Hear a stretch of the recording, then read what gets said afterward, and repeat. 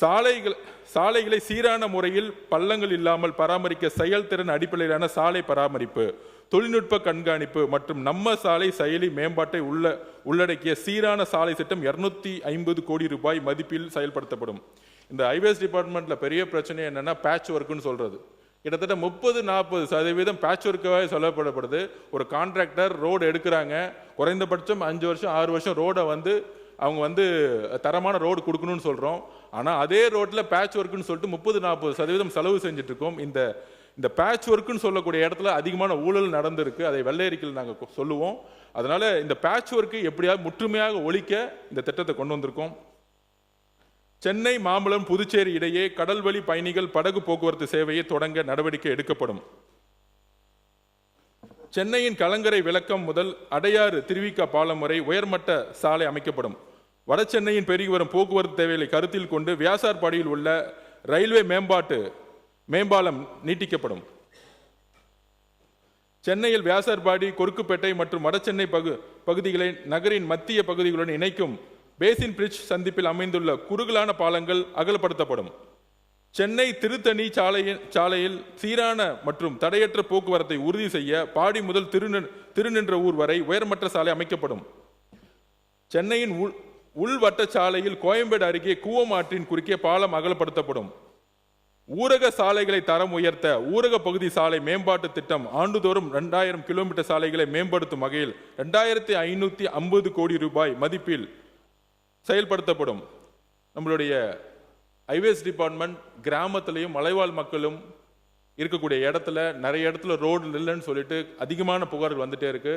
ஊரக அமைச்சருடன் ஆல்ரெடி கலந்தோசனை பண்ணிட்டு எவ்வளவு தூரத்துக்கு ரோடை ஹேண்ட் ஓவர் பண்றாங்களோ கிட்டத்தட்ட இப்போதைக்கு 2000 கிலோமீட்டர் கிராமத்திலையும் மலைவாழ் மக்கள் இருக்கக்கூடிய இடத்துலையும் இந்த திட்டத்தை அமல்படுத்துறதுக்கு இதுக்கான பட்ஜெட் ஒதுக்கி இருக்கோம். இது டெக்னிக்கலா பார்த்தா அண்ணனுக்கு தான் இந்த 2550 கோடி ரூபாய் ஊரக வளர்ச்சித்துறைக்கு. மாநகராட்சி பகுதியில் உள்ள பேருந்து இயக்கப்படும் முக்கிய சாலைகள் நெடுஞ்சாலை துறை மூலம் தரம் உயர்த்தப்படும். முதற்கட்டமாக சென்னை, ஆவடி, தாம்பரம், திருச்சி, கோயம்புத்தூர், மதுரை மற்றும் தூத்துக்குடி மாநகராட்சியில் உள்ள தெரிவு செய்யப்பட்ட 500 கிலோமீட்டர் சாலைகள் 1000 கோடி ரூபாய் மதிப்பில் மேம்படுத்தப்படும். நம்மளுடைய சென்னை மாநகராட்சி மாதிரி இருக்கக்கூடிய கார்பரேஷன் ரோட்ஸ் சரியில்லைன்னு நிறைய புகார் வந்தனால மாண்புமிகு முதலமைச்சர் ஹைவேஸ் டிபார்ட்மெண்ட்டுக்கு மாநகராட்சியோட ரோடை ஹேண்ட் ஓவர் பண்ண சொல்லியிருக்காரு. ஸோ இதுக்கான சிறப்பு திட்டங்கள் வித் டைனேஜோட இதுக்கான பணிகள் மேற்கொள்ளப்படும். பொது போக்குவரத்தின் செயல்திறனை உயர்த்தும் நோக்கில் 400 கோடி ரூபாய் மதிப்பில் சென்னை சென்ட்ரல், கத்திப்பாரா மற்றும் கோயம்பேடு ஆகிய பகுதிகளை இணைக்கும் முக்கோண வழித்தட சாலைகள் மற்றும் பல்லாவரம், துறைப்பாக்கம் சாலை மேம்படுத்தப்படும். மேலும் சர்தார் பட்டேல் சாலையில் அண்ணா பல்கலைக்கழகம் மற்றும் மத்திய கைலாஷ் சந்திப்புகள் 32 கோடி ரூபாய் மதிப்பில் நகரும் படிக்கட்டுகள் மற்றும் மின்தூக்கிகளுடன் கூடிய பாதசாரிகள் நடை மேம்பாலங்கள் அமைக்கப்படும். 16 நெடுஞ்சாலை ஆராய்ச்சி நிலையத்தின் கீழ் சாலை தொழில்நுட்பம் மற்றும் சாலை பாதுகாப்பிற்கான சிறப்பு மேன்மை மையம் நிறுவப்படும். கோயம்புத்தூர் நம்பர் 17 கோயம்புத்தூர் நகரில் பொள்ளாச்சி சாலையில் குறிஞ்சிக்குளம் முதல் சிட்கோ வரை போக்குவரத்து நெரிசலை குறைக்கும் வகையில் மேம்பாலம் அமைக்க 40 லட்சம் ரூபாய் மதிப்பில் விரிவான திட்ட அறிக்கையை தயாரிக்கப்படும்.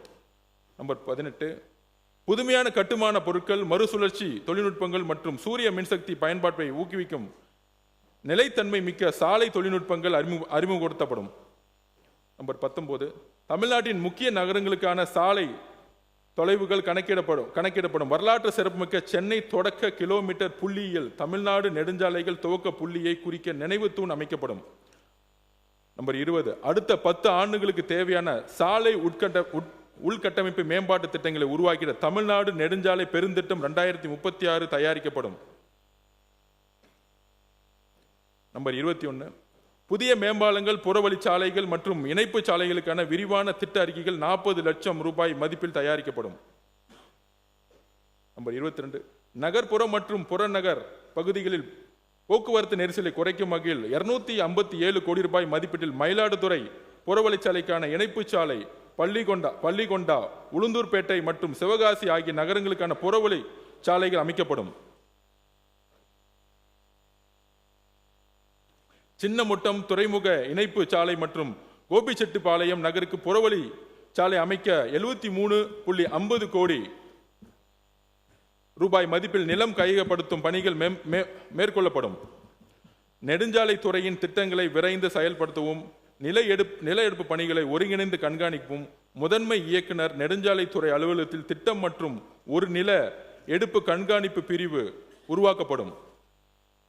நம்பர் 25, நெடுஞ்சாலைத்துறையின் அனைத்து சாலை மற்றும் பாலங்களின் வடிவமைப்பின் முக்கிய காரணியான வாகன போக்குவரத்தை கணக்கிட செயற்கை நுண்ணறிவுடன் கூடிய மென்பொருள் சார்ந்த புதிய தொழில்நுட்ப முறை நடப்பாண்டில் இருந்து செயல்படுத்தப்படும். நம்பர் 26, ராமேஸ்வரம் அக்னி தீர்த்தத்தில் இருந்து பாம்பன் கால்வாய் வழியாக மண்டபம் வரை உள்நாட்டு பயணிகள் படகு போக்குவரத்து சேவை தொடங்கப்படும். நம்பர் 27 கடைசி, இந்தியா இலங்கை இடையான கடல்சார் இணைப்பு, வர்த்தகம், சுற்றுலா மற்றும் வரலாற்று பண்பாட்டு உறவுகளை மேலும் வலுப்படுத்தும் வகையில் நாகப்பட்டினம் மற்றும் காங்கேசன் துறை இடையே படகு போக்குவரத்து சேவைகள் விரிவுபடுத்தப்படும். நெடுஞ்சாலைத்துறையின் அறிவிப்புகளை பேரவைத் தலைவர்களை உங்கள் முன்பு சமர்ப்பிக்கிறேன். பொதுப்பணித்துறை.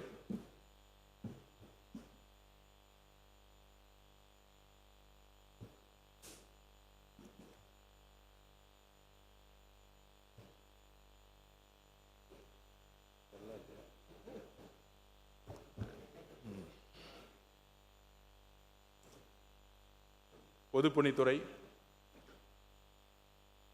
168 வருட பாரம்பரியமான துறை.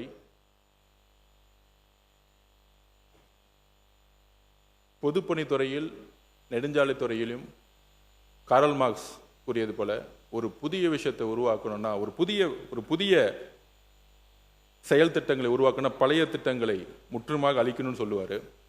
இந்த ரெண்டு துறையும் புதிய கொள்கைகளுடன் உருவாக்கப்பட பொழுது அதில் முக்கியமாக கிட்டத்தட்ட 27 கோடி சதுர அடி பரப்பிலான அரசு கட்டிடங்களை துறை பராமரித்து வருகிறது. தமிழ்நாட்டினுடைய முக்கியமாக இருக்கக்கூடிய சென்னை உயர்நீதிமன்றம், கன்னிபுரம் நூலகம், சென்னை பல்கலைக்கழகம், மாநில கல்லூரி, 267 பாரம்பரிய கட்டடங்கள் பொதுப்பணித்துறையால் கட்டப்பட்டது. அப்படி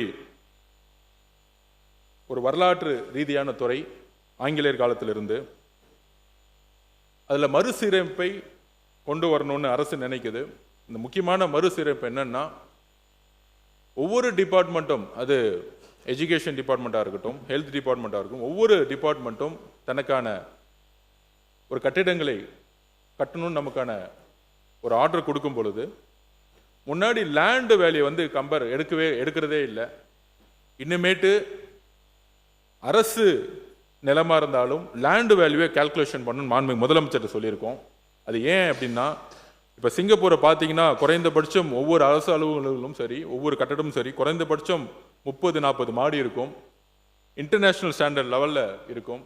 பிளே ஸ்டோர் மற்றும் ஆப் ஸ்டோரில் இருந்து பாலிமர் செயலியை QR கோடு மூலம் பதிவிறக்கம் செய்யுங்கள். செய்திகளை உடனுக்குடன் பெறுங்கள்.